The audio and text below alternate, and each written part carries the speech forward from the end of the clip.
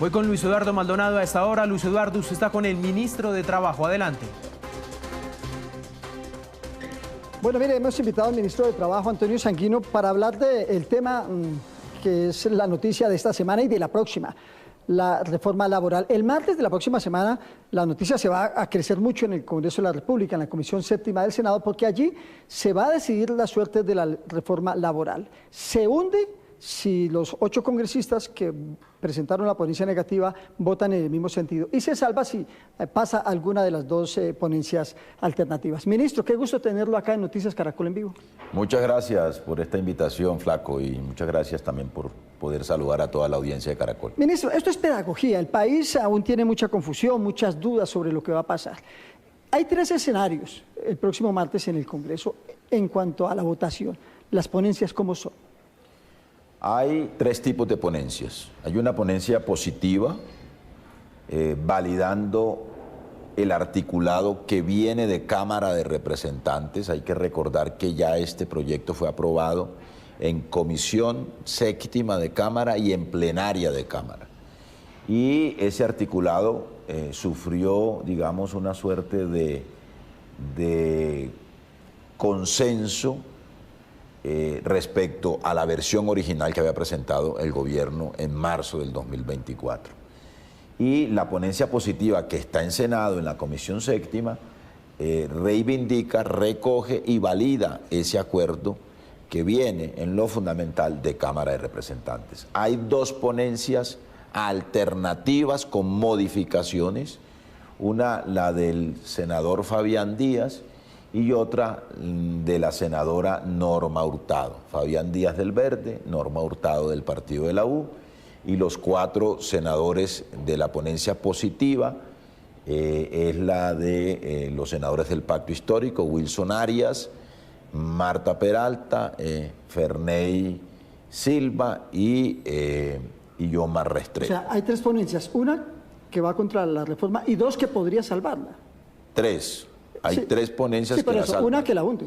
No, por eso, hay una positiva, 2 alternativas, 3 ponencias que la salvan. Ya.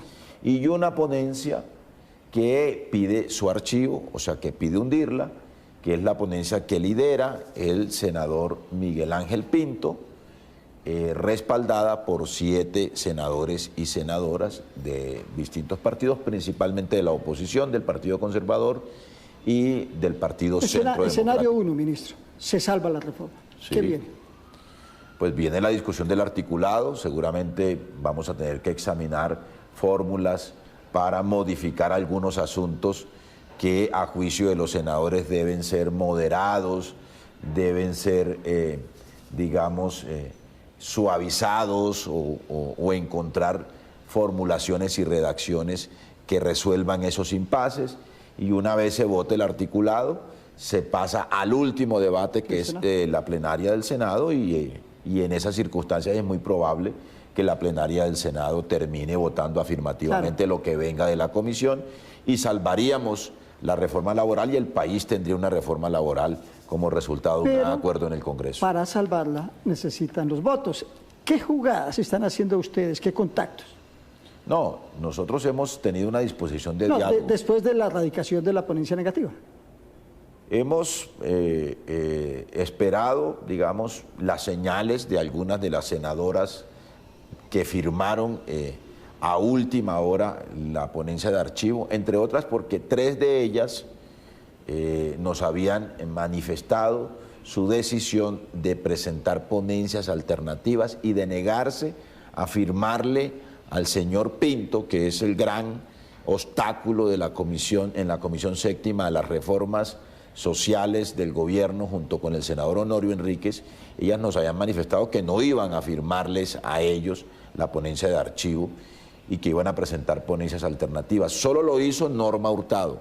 Las otras 2, a última hora, cambiaron de opinión. La razón, no sé qué le echaría Miguel Ángel Pinto al café que se tomaron en su oficina cuando decidieron firmar esa ponencia, que a mí me parece nefasta, equivocada, provocadora para el gobierno, ¿no? Porque nos pone en un escenario entonces de acudir a la ciudadanía para que sean los ciudadanos en una consulta popular los que definan la suerte de 22 millones de colombianos y no 8 personas decidiendo por esos 22 millones. Jueves, viernes, sábado, 5 días Sí. para la votación. ¿Le alcanza el tiempo? ¿Hay diálogo político para claro. voltear la votación? Por supuesto. Es que ellas cambiaron de opinión unos minutos antes de radicar la ponencia. Me llama mucho la atención lo siguiente. Generalmente las ponencias, ¿quiénes lo firman? Usted que conoce la dinámica legislativa. Pues los ponentes. Claro. Pero aquí aparecen 2 congresistas que no son ponentes firmando una ponencia. ¿Eso no vicia? Tendremos que examinarlo si hay algún vicio. Pero es muy extraño, como si quisieran mostrar los dientes y demostrar que ya tienen una mayoría sin que hayamos votado las ponencias en la comisión. Bueno, antes de pasar al otro escenario, entonces, ¿usted tiene la esperanza o está seguro de que la votación va a ser positiva? Yo tengo la esperanza, no estoy seguro. En estas cosas no hay nada seguro, me lo acaban de demostrar con la radicación de la ponencia de archivo. Yo creo que eso degrada el debate parlamentario, porque si uno empeña la palabra en un escenario del Parlamento, del Congreso, pues uno tiene que honrar. Eso será materia de otra discusión y de otra valoración. Pero tengo la esperanza de que algunas de estas congresistas reflexionen sobre el daño que le están haciendo al país y a los trabajadores de Colombia, a usted que es trabajador y a los que están aquí en las cámaras y a todos los periodistas del país o a los deportistas y entrenadores o a los trabajadores del arte y de la cultura o a los muchachos rapitenderos o a las mujeres. Es que lo más curioso es que haya mujeres que firmen una ponencia de archivo de un proyecto que beneficia a las mujeres en sus licencias de maternidad, en sus licencias cuando tienen problemas en su ciclo menstrual, que las protegen con medidas adicionales y especiales en el mundo del trabajo, etc. Así que yo aspiraría a que en estos días, que ojalá sean días de reflexión, para que piensen el daño que le están haciendo al país y a los 22 millones de colombianos y colombianas que constituyen la fuerza laboral del país. Bueno, escenario 2, ministro, pasemos. Se hunde la reforma laboral el próximo martes. ¿Qué van a hacer? Ya lo dijo el presidente de la República, vamos a acudir a los ciudadanos. El mismo martes va a haber movilización convocada por las centrales sindicales. El 1 de mayo será una gran movilización por la reforma laboral y por las reformas sociales que el gobierno ha propuesto. Yo no quiero, y nosotros no queremos que haya un estallido social. Estas personas quisieran que aquí se repitiera un estallido social, y no lo digo como una amenaza, pero va a estar el peligro sino ahí, como una circunstancia sociológica. Es que si usted le ahorca el cuello al pueblo, el pueblo reacciona, ¿no?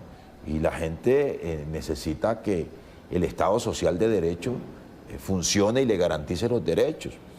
Así que hay la consulta popular, que es un mecanismo que nos los prevé la Constitución y la ley, el artículo 103 de la Constitución Nacional, la ley 134 del 94. Vamos a una consulta y serán los ciudadanos los que en una consulta dirán si lo que viene en la reforma pensional para los derechos de los trabajadores es justo, es necesario para el país al contrario de lo que se ha dicho, no debilita el aparato productivo, sino que consolida y fortalece nuestra economía. Sí, pero antes de la consulta o el primer paso, lo que usted ya está trabajando, que ya entiendo, el presidente tiene algunos decretos borrador, es que van a rescatar algo de la reforma y lo sacan vía decreto. Claro. ¿Eso ya está listo? Esos son los 2 pasos que vamos a adoptar. Decretos, de decretos, estamos preparando por lo menos un paquete de 7 primeros decretos que esperamos tener listos a más tardar el día martes de la próxima semana para publicarlos, recibir observaciones de la ciudadanía y una vez se recojan las observaciones, dejar en firme esos decretos para que se conviertan en norma en el mundo del trabajo para Colombia. Y lo que no sea posible decretar va a una consulta popular para que los ciudadanos decidan sobre ello y no 8 senadores como han pretendido amenazar en estos días. Pero esos decretos, ministro, o me equivoco, las decisiones que tomen vía decreto son temporales o permanentes. No, permanentes, ¿sí? Claro, por supuesto, son decretos con fuerza de ley.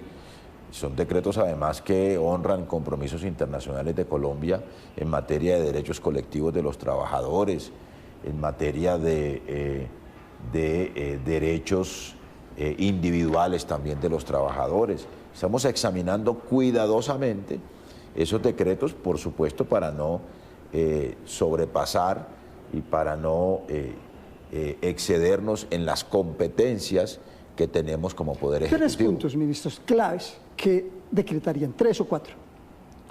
No, yo no me quiero anticipar a los contenidos de los decretos porque los estamos examinando, pero hay un bloque de artículos que en la Cámara de Representantes tuvieron mucha discusión y que probablemente van a ser materia de decretos reglamentarios, los derechos colectivos que se llaman, ¿no?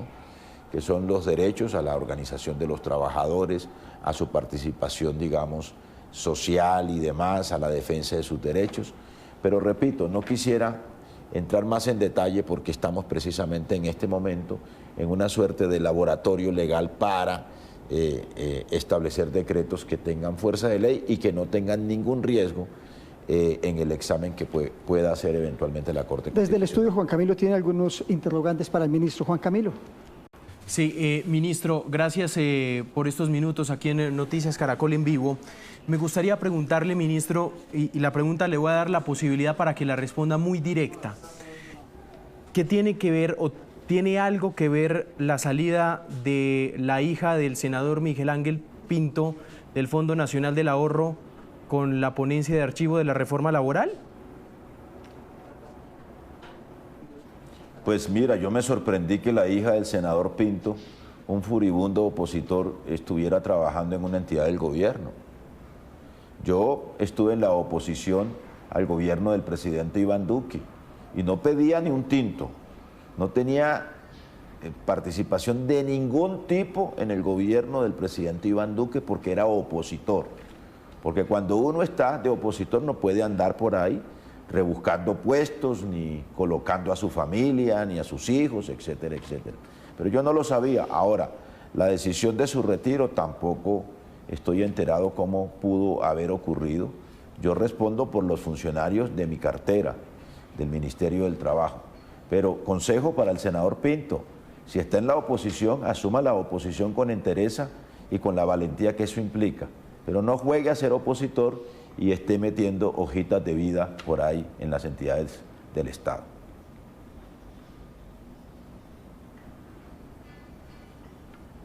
Muy bien. Bueno, ministro, pasemos al otro escenario. Entonces, le hablaba, si se hunde la reforma, viene el segundo paso que me decía usted, era la consulta. ¿Cuándo llevan las preguntas al Congreso? ¿Es una proposición? Sí, ¿Qué claro. es lo que radica? La ley lo que establece es que el presidente, con la firma de todos sus ministros, lleva una proposición, una solicitud, más exactamente, a la plenaria del Senado para que la plenaria del Senado se pronuncie afirmativamente o no, para que el presidente convoque a la consulta popular. Una vez se radique esa solicitud, la plenaria del Senado tiene un mes para pronunciarse, no puede pasarse del mes. Y una vez el Senado se pronuncie, si lo hace afirmativamente, pues el presidente tiene hasta 3 meses para convocar la consulta. Hay un dato que me parece muy importante que la opinión pública conozca. En semanas anteriores, el Consejo Nacional Electoral hizo público el cronograma electoral del año 2025. Y sin que lo supiéramos, en virtud de esta discusión en la que estamos ahora, el Consejo Nacional Electoral estableció un día, creo que es el tercer domingo del mes de octubre, para consultas populares de los partidos. O sea que ya hay fecha y ya hay financiación para una consulta popular. ¿500.000 millones? No sé cuánto costará, pero eso valen las consultas. Y si el Consejo Nacional Electoral tiene previsto hacer consultas este año, pues no tenemos que hacer ninguna erogación adicional. Ya hay recursos destinados por el Consejo Nacional Electoral y la registraduría que están en el presupuesto nacional para las consultas, que es, digamos, un elemento consustancial de la democracia, como las elecciones comunes y corrientes. Cuestan, sí, pero es más costosa la dictadura, ¿o no? Es más costosa la dictadura de 8 senadores sobre una reforma que tiene que ver con los derechos de 22 millones de colombianos, ¿no? Valen más. ¿Cuánto nos cuestan los salarios de los congresistas? Por eso es que para ellos es muy chévere, ¿no?, oponerse a todos estos derechos, porque se ganan más de 50 millones de pesos, no trabajan dominicales, festivos, ¿no?, trabajan solo 2 días a la semana, ¿no?, o sesionan solo 2 días a la semana. Pero bueno, para tranquilidad, hay un día de consultas ya previsto por el Consejo Nacional Electoral y hay una financiación asegurada para ese día, que podría ser el día de la consulta popular. Ministro, cuando usted dice que no sabía que un furibundo opositor al gobierno, la hija estaba trabajando en el gobierno nacional, ¿es decir que la salida sí se relaciona con este tema? No, te he dicho que no lo sé. No conozco la decisión del Fondo Nacional del Ahorro. Este ministerio no tiene relación directa con esa entidad. Repito, yo respondo ante la opinión pública por lo que tenga que ver con decisiones de personal del ministerio bajo mi responsabilidad. Claro que me causa extrañeza que un opositor furibundo tenga gente, ¿no?, cercana trabajando en el gobierno nacional. Esa sería una muy buena pregunta para el senador Pinto. Ministro, déjeme hacerle otra pregunta relacionada con el senador Pinto. Es que esta mañana le dijo, pues en radio, le respondió a unos señalamientos que usted hizo a través de su cuenta de X. Dice que es rastrero lo que está haciendo el ministro de Trabajo. Hablan de diálogo, pero salen a insultar y calumniar. Den un debate serio con argumentos. Esto no es con temas rastreros y bajos, como el que está haciendo hoy el ministro de Trabajo vinculándome con noticias falsas.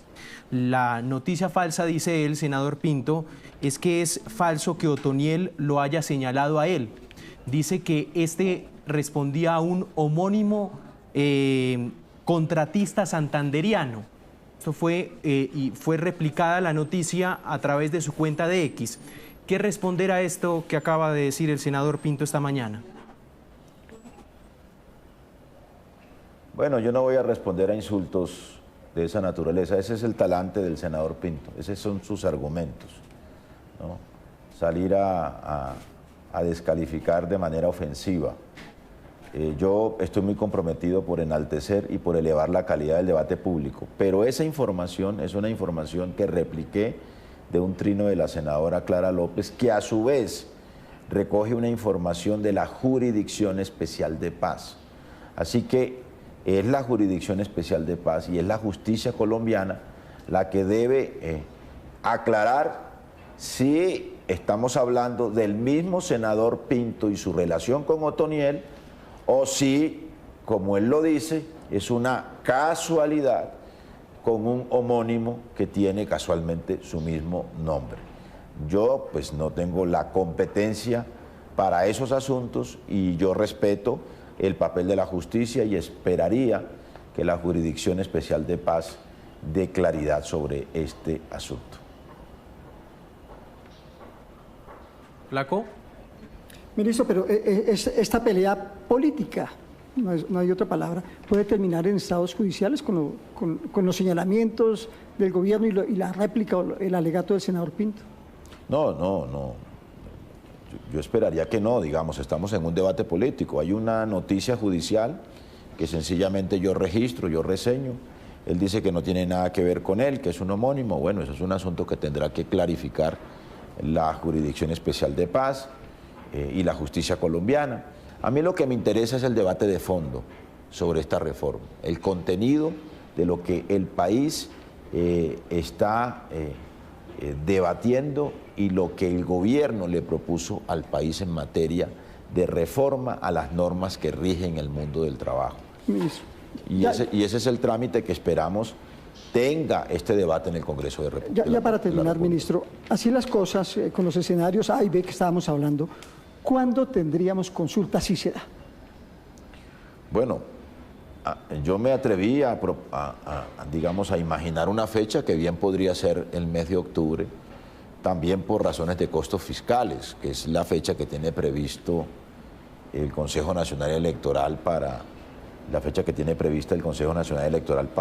las consultas de los partidos en el mes de octubre.